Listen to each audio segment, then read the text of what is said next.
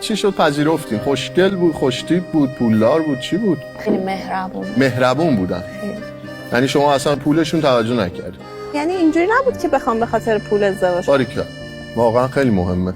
به نظرم همه چیز زیر سایه عشق قرار میگیره. یعنی تو اگر که یه نفر خیلی هم پولدار باشه دوستش نداشته باشی نمیتونی باهاش زندگی کنی. عروسی کجا گرفتین؟ نگرفتیم. عروسی نگرفتین؟ نه.